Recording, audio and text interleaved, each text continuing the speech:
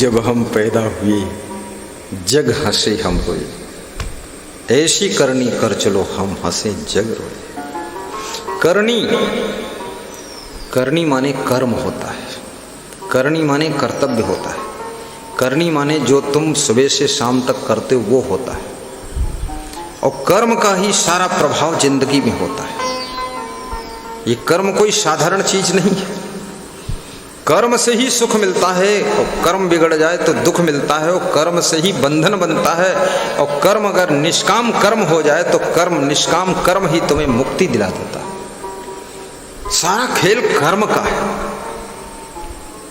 और कर्म करने में तुम स्वतंत्र हो, जैसा इच्छा हो वैसा कर्म करो। कर्म करने में कोई प्रतिबंध नहीं है, लेकिन कर्म का फल भोगने में तुम प्रतिबंधित हो जाते हो। तुम छूट नहीं सकते हो, कर्म का फल तो तुमको मिलेगा ही। इसलिए संभल कर कर्म करो,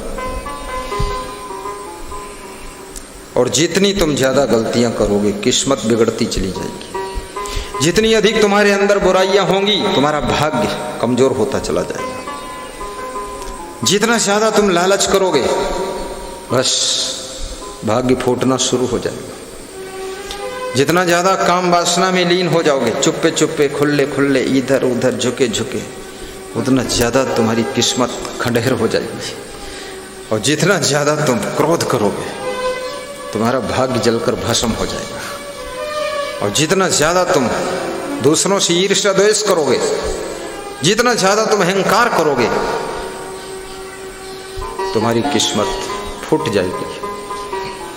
किस्मत बिगड़ती है काम क्रोध लोभ मोह ईर्ष्या द्वेष अहंकार से, और किस्मत सुधरती है सद्गुण सदाचार से।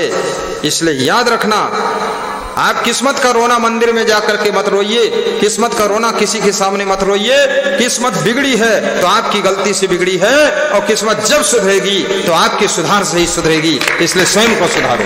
बोलिए सद्गुरुदेव की जय। महाराष्ट्र में नासिक में कुंभ मेला था, तो जिस भवन में हम लोग रहते थे उसके पड़ोस में एक दूसरा भवन था। तो हम स्नान करने वहां जाते थे, स्नान करके बस चले आते थे। उस भवन के मालिक से बात नहीं करते थे, लेकिन 2-3 दिन हो गए, वहां रहना था 15 दिन। तो मालिक के मन में भी हुआ कि कुछ बोलते नहीं, चुपके से नहा के चले जाते हैं। स्नान करने को दे दिया उतना ही बहुत है, क्योंकि रहते हम दूसरे भवन में, और नहाने आते हैं या फालतू बातें करें तो फिर आप बोल दोगे कि तुम रहने दो आने को, चुपचाप निकलो यहाँ से, बात मत करो फालतू। तो एक दिन उनके मन में इच्छा हुई कि महाराज को बिठाऊं, थोड़ा आरती भी करूं, बात भी करूं। बात किया तो उस भवन के पड़ोस में एक और भवन था। उस भवन से एक आदमी बाउंड्री से ऐसे झांकता था रोज, वो हमको झांक लेता था, तो मैं उसकी तरफ देख लेता था। झांका झोंकी करके निकल जाते थे। आदमी था वो, कोई औरत नहीं थी। औरत को झांकना भी नहीं चाहिए, नहीं झांकने में भी खतरा है। कहाँ झांकना है ये भी समझ लो, अन्यथा हालत खराब हो जाएगी आपकी। गलत फलत झांकोगे तो तुम्हारा नाम ही झांकन लाल रखा जाएगा। तो 8-10 दिन बीत गए, वो पड़ोस वाला आदमी झांकता था बाउंड्री से, बड़े गौर से देखता था।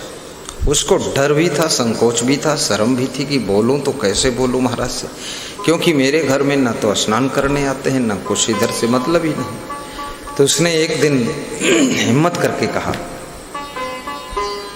जिस घर में आप स्नान करते हो स्वामी जी, मेरी बहन का घर है, मैं आपके पास आ सकता हूँ? मैंने कहा जाओ।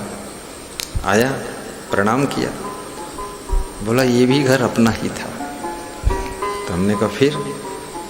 बोले पिताजी को मैंने थोड़ा कठोर बोल दिया, मेरी किस्मत फूट गई, पिताजी ने बहन को घर लिख दिया। हमने कहा बहन ने? बोले वो बहुत मीठा बोलती थी, बड़ी मिठुई है, वो इतना स्वीट वाणी उसकी है। पिताजी खुश हो गए, कम से कम 1 करोड़ का घर इसको दे दिया। हम कंगाल हुई, लेकिन किस्मत फूट गई, ये भी अपना ही था। तब हमने कहा बहन भाई मिलते हो कि नहीं मिलते हो? बोले मिलना क्या है, देख देख कर क्रोध आता है, और क्या करेंगे।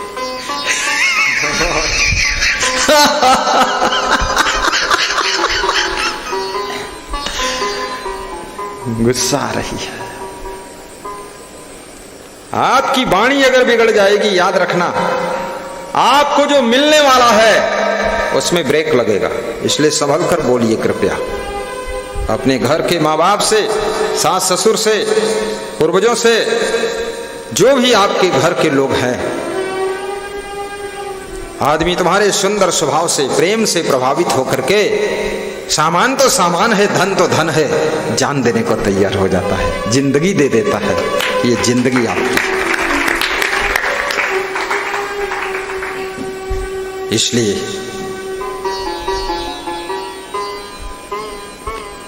बोलिए भी संभल कर, चलिए भी संभल कर। जो लोग अपने चरित्र को नहीं संभाल पाते हैं उनकी किस्मत फूट जाती है। आपकी किस्मत की रचना ब्रह्मा जी नहीं करते, ना लक्ष्मी जी किस्मत लिखती। कुछ लोग सोचते हैं भाग्य तो लक्ष्मी जी लिखती।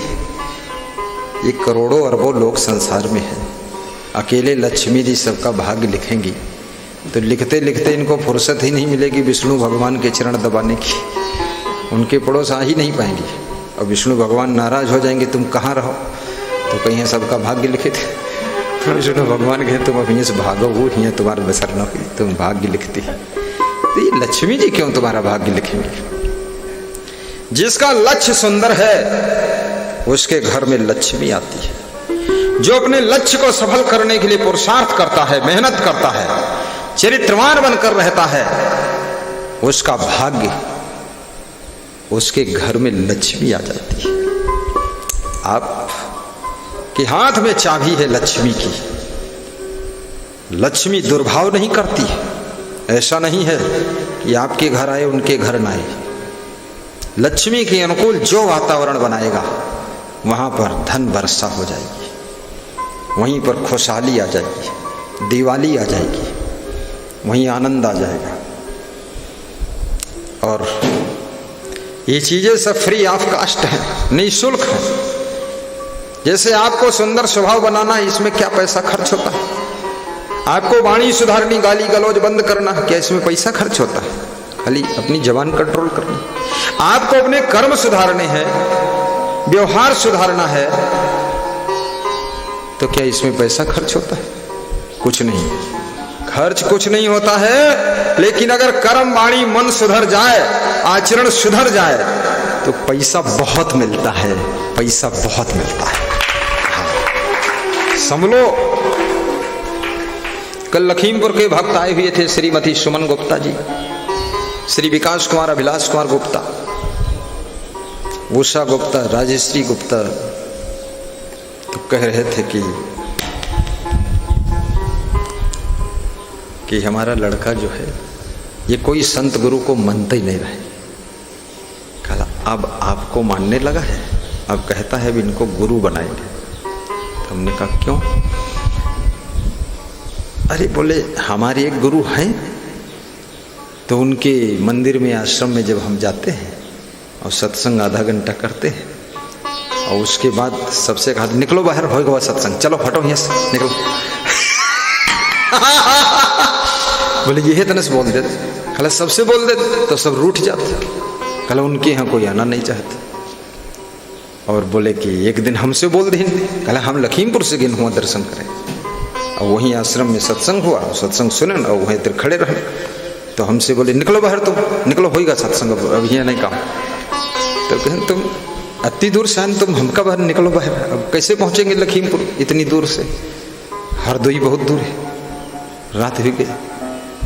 तो कहा अरे सबका बोली थे, तुम बोल देना, कोई बात नहीं।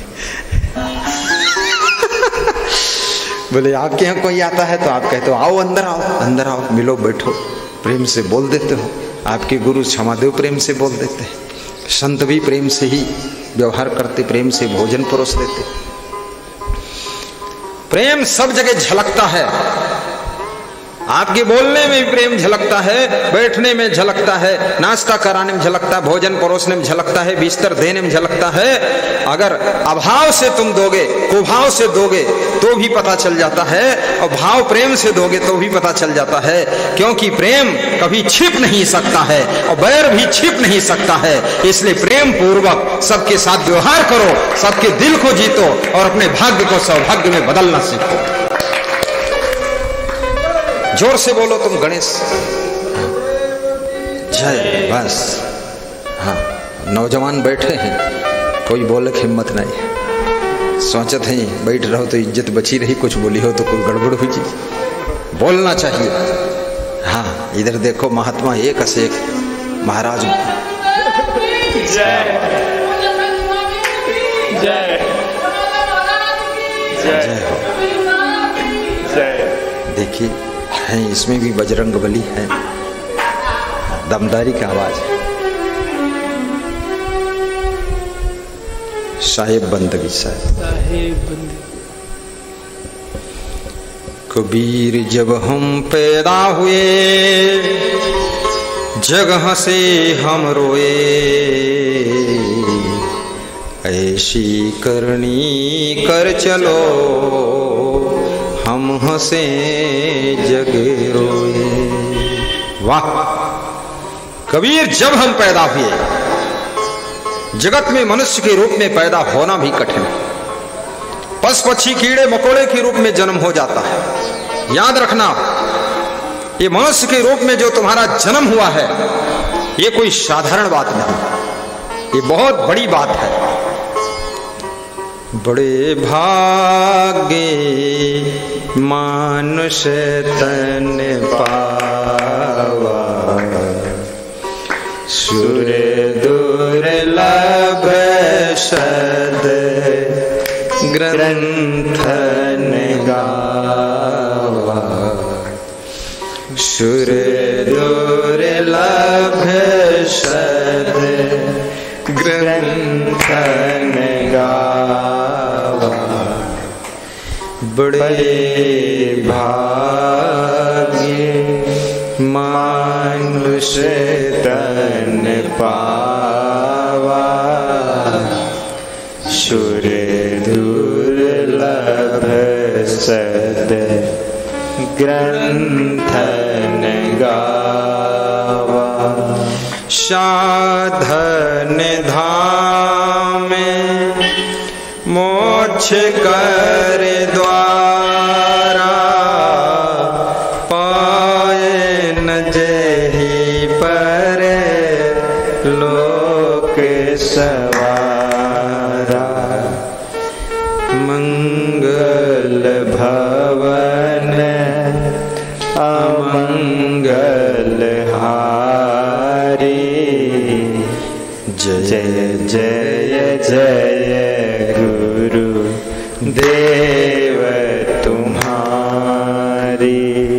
मंगल भवन अमंगल हारी,